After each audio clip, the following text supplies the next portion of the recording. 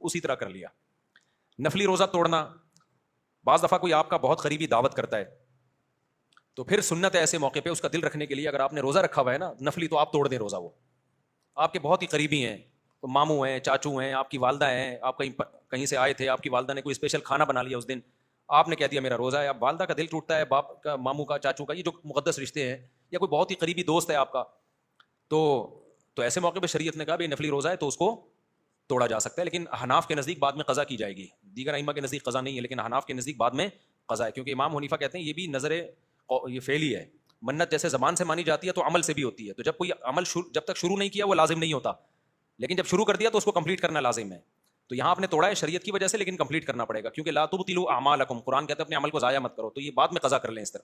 سمجھتے ہو کہ نہیں سمجھتے ہو یہ سمجھو. مولانا اشرف علی تھانوی رحمۃ اللہ علیہ جو تھے نا, بہت ہی خاندانی عالم تھے, بہت زبردست. ان کی کتابوں میں ایسی علمیت ہے, آپ بیان القرآن ان کا ترجمہ پڑھیں نا اور باقی ترجمے پڑھیں, آپ کہو گے یہ جو بیان القرآن کا ترجمہ ہے نا, یہ ایسا معلوم ہوتا ہے الہامی ہے, یہ ایسا معلوم ہوتا ہے کہ یہ کوئی اللہ کی مدد شامل حال تھی. بہت ساری ہم جب ترجمے دیکھتے ہیں نا تو عربی کا مفہوم اردو میں ادا کرنا بڑا مشکل ہوتا ہے مفسر کے لیے, بڑا مشکل ہوتا ہے. مولوی تھانوی رحمۃ اللہ کا علم بھی تھا, اور اللہ نے جو ان کی جو سینس تھی نا وہ بہت زیادہ تھی. یہ اس وقت کے لوگ بھی گواہی دیتے تھے, ان سے مشکل سوال, آئی کیو لیول بہت ہائی تھا ان کا. ایک ہندو ان کے پاس آیا اپنے پنڈت کو لے کر اور اعتراض کیا کہ آپ بتائیں کہ جب آپ بولتے ہیں تو آپ کو بولنے کے لیے ایک آلے کی ضرورت ہے جس کو زبان کہا جاتا ہے, تو اللہ نے کلام کیا کہ نہیں کیا؟ حضرت مولانا تھانوی فرمایا ہاں اللہ نے کلام کیا جو قرآن ہے. تو کہا پھر اللہ کی بھی زبان ہے کیا؟ زبان کے بغیر تو کلام ہو نہیں سکتا, تو اللہ کے پاس بھی کوئی تو پارٹ ہوگا نا, کوئی عضو ہوگا, جبکہ آپ کہتے ہیں اللہ اعضاء سے پاک ہے. تو فوراً انہوں نے جواب دیا کہ ہم زبان سے بولتے ہیں. زبان کس سے بولتی ہے؟ کہ زبان کو بولنے کے لیے کوئی آلہ چاہیے ہے بھائی؟ اس نے کہا بھی زبان تو خود بولتی ہے. انہوں نے کہا اللہ بھی خود ہی بولتا ہے. تو بہت زیادہ حاضر جواب تھے وہ, بہت زیادہ حاضر جواب تھے.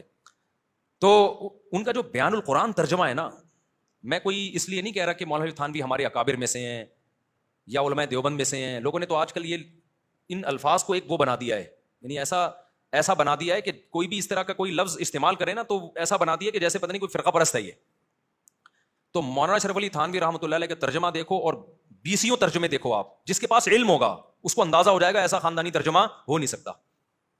وہ صرف بریکٹ میں ایک لفظ کا اضافہ کرتے ہیں جس سے یہ پتا چلتا ہے کہ یہ میں نے بریکٹ میں یہ میرا اضافہ ہے, لیکن اس ترجمے کا مفہوم بہت واضح ہو جاتا ہے. ایک مثال دیتا ہوں, قرآن مجید کی آیت ہے وَوَجَدَكَ ضَالًّا فَہَدَىٰ, یہ ہے ضالًّا کا مطلب اردو میں گمراہی. ضالًّا کا مطلب کیا ہے؟ ضال کہتے ہیں گمراہ کو نا. تو قرآن کہتا ہے وَوَجَدَكَ ضَالًّا, اے نبی ہم نے آپ کو ضال پایا, فَہَدَىٰ ہدایت دے دی. ہم نے آپ کو ضال پایا اور پھر ہم نے آپ کو کیا دے دی؟ ہدایت دے دی. اب عربی میں جو ضال ہے نا وہ والا نہیں ہے جو اردو میں جس کو ہم گمراہ کہتے ہیں. عربی میں اس کا مفہوم کیا ہے؟ اب یہ ادا کرنا اردو میں بڑا مشکل کام ہے, جس کو عربی میں بھی مہارت ہو اردو میں بھی مہارت ہو. تو نبی تو کبھی بھی گمراہ نہیں ہوئے, نبوت سے پہلے بھی آپ صلی اللہ علیہ وسلم ہدایت پر ہی تھے. تو حکیم الامہ نے سب نے اس کا ترجمہ جو کیا نا, اس ہر ترجمے میں اشکال ہوتا ہے کہ یار یہ وہ بات ایکسپلین ہو نہیں پائی ہے.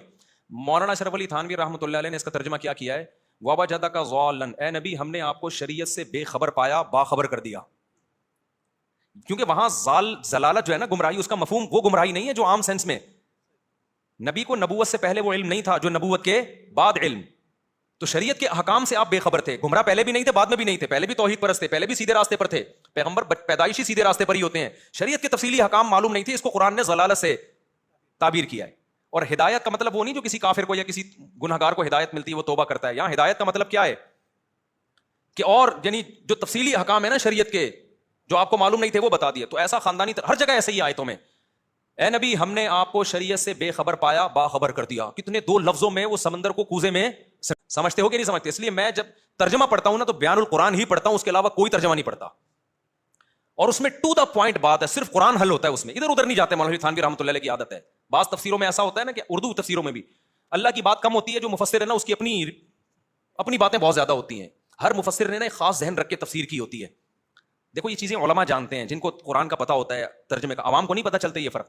بعض دفعہ یہ ہوتا ہے کہ آپ کا ایک مائنڈ پہلے سے بنا ہوا ہے, آپ ہر آیت کو اسی پہ لے کے جا رہے ہوتے ہو. یہ تفسیر کا صحیح طریقہ نہیں ہے, کیونکہ اس میں اللہ کی مراد پیچھے رہ جاتی ہے, آپ کی مراد آگے. آج کل کے بہت سارے اسکالرز نے جو قرآن کے ترجمے کیے ہیں یا ماضی قریب کے اسکالرز نے, ان کا پہلے سے ایک ذہن تھا کہ ہم نے عوام کا یہ ذہن بنانا ہے, تو ہر آیت کو اس پہ لے کر گئے ہیں وہ.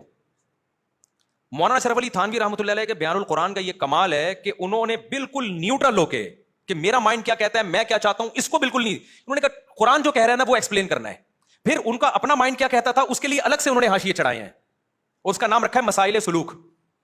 نہیں آئی بات سمجھ میں؟ تاکہ یہ پتہ چل جائے بھائی یہ تفسیر نہیں ہے، تفسیر تو یہیں تک ہے، باقی یہ میرے دماغ میں جو ٹیکنیکل پوائنٹ آ رہے ہیں کہ اس سے یہ بھی ثابت ہوتا ہے، یہ وہ بالکل الگ کر کے لکھے انہوں نے، تاکہ تفسیر اور ان کے اپنا جو مائنڈ تھا وہ دونوں آپس میں وہ مرج نہ ہو جائیں آپس میں.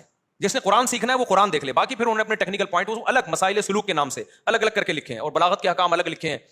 تو اس لیے لیکن وہ عوام کی سمجھ میں نہیں آتی وہ ترجمہ، کیونکہ گاڑی اس میں عربی اردو ہے، لیکن اردو میں عربی کے الفاظ اور عربی کی اصطلاحات بہت زیادہ ہیں، تو وہ علماء کے لیے بہترین ہے. یعنی کوئی عالم اگر کسی آیت میں پھنس جائے نا، اس کا مفہوم سمجھ میں نہ آ رہا ہو، تو وہ بیان القرآن دیکھ لے، ان کی سمجھ میں آ جائے گا یہ کیا. وہ پھر وہ اشکالات بھی کر رہے ہوتے ہیں. کوئی آیت ایسی نہیں ہے جس پر اشکال ہو رہا ہو اور مولانا اشرف علی تھانوی رحمۃ اللہ علیہ نے اس اشکال کو نہ اٹھایا ہو اور اس کا خاندانی جواب نہ دیا ہو. یعنی آدمی کہتا ہے یار اس آیت پر یہ اشکال ہوتا ہے، اس کا کیا جواب ہوگا، تو وہ ترجمے کے بعد نا پھر نیچے خود اشکال لکھا ہوتا ہے انہوں نے، اور پھر اس کا جواب لکھا ہوتا ہے، اور جواب بھی ایسا ٹو دا پوائنٹ، ایسا خاندانی ہٹو بچوں قسم کا جواب. تو لیکن چونکہ وہ عوام کے مینٹل لیول سے اوپر کا ترجمہ ہے، گاڑی اردو ہے، اور عربی کی اصطلاحات عربی اس میں بہت، اس کی مثال ہے جیسے جن لوگوں کو انگلش بہت اچھی آتی ہے، میڈیکل سائنس کے شعبے سے جو لوگ تعلق ہے نا جن ڈاکٹروں کا، آپ نے دیکھا ہوگا جب وہ یوٹیوب پہ کوئی چیز ریکارڈ کراتے ہیں تو انگلش اور میڈیکل ٹرمز بہت استعمال کر رہے ہوتے ہیں. یہ ہوتا ہے کہ نہیں ہوتا؟ وجہ اس کی کہ ساری زندگی انہوں نے علم انگلش میں حاصل کیا اور میڈیکل سائنس کی ٹرمینالوجی استعمال کی انہوں نے، تو وہ لاشعوری طور پر ان کی زبان پہ یہ سب کچھ آتا ہے. تو ان سے جب کہا جائے آسان زبان تو کہتے ہیں یہ ڈاکٹروں کے لیے کلپ ریکارڈ کروا رہے ہیں تاکہ ان کی سمجھ میں آئے. تو مولانا تھانوی رحمۃ اللہ علیہ نے بیان القرآن اصل میں علماء کے لیے لکھی ہے، علماء کے لیے. تو اس لیے ان کی جو اردو ہے نا وہ بڑی گاڑی ہے، اور اس میں اصطلاحات حدیث کی، فقہ کی، اور یہ اصطلاحات بہت زیادہ استعمال ہوئی ہیں. تو عوام جب پڑھتی ہے تو اس کی کھوپڑی گھومتی ہے کیا لکھا ہوا ہے، لیکن علماء کو اس سے پھر بہتر کوئی تفسیر لگتی نہیں ہے، ایک دم ٹو دا پوائنٹ اور ہٹو بچوں قسم کی. سمجھتے ہو کہ نہیں سمجھتے؟ اور عربی تفسیروں میں اگر کسی کو عربی آتی ہے، عالم ہے، تو تفسیر ابن کثیر اور روح المعانی، یہ دو تفسیروں جیسی خاندانی تفسیریں میں نے نہیں دیکھی. ایک روح المعانی اور تفسیر ابن کثیر. تفسیر ابن کثیر زیادہ مشہور ہے کیونکہ اس کی عربی آسان ہے. روح المعانی کی تفسیر علامہ آلوسی رحمۃ اللہ علیہ کی تفسیر عربی میں، وہ عربی بہت مشکل ہے ان کی، تو اس لیے جو طلبہ ہوتے ہیں نا جو زیادہ ان کے ایکسپرٹ نہیں ہے ان کو پھر وہ سمجھنے میں مشکل ہوتی ہے. لیکن ابن کثیر کی تفسیر، یہ دونوں بڑی خاندانی تفسیریں. خوب سمجھ لو تفسیروں میں بھی اٹرم پٹرم بہت کچھ ہے. لوگ سمجھتے ہیں بس تفسیر کی کتاب میں لکھا ہے، تو ایسا نہیں ہے. تفسیروں میں اٹرم پٹرم صحیح بھی ہے، غلط بھی بہت کچھ ہے. تو بعض لوگ جو اناڑی ہوتے ہیں، صحیح علم نہیں ہوتا ان کے پاس، بس وہ عربی تفسیریں پڑھ کے نا، جو نئے نئے مدرسوں سے فارغ ہوتے ہیں وہ پڑھ کے عوام کے سامنے وہ آیتوں کی تفسیریں شروع کر دیتے ہیں. جب ان سے کوئی پوچھتا ہے بھائی یہ کہاں سے لا رہا ہے بھائی، تو کہتے ہیں تفسیر کی فلاں کتاب میں فلاں مفسر نے لکھا ہے.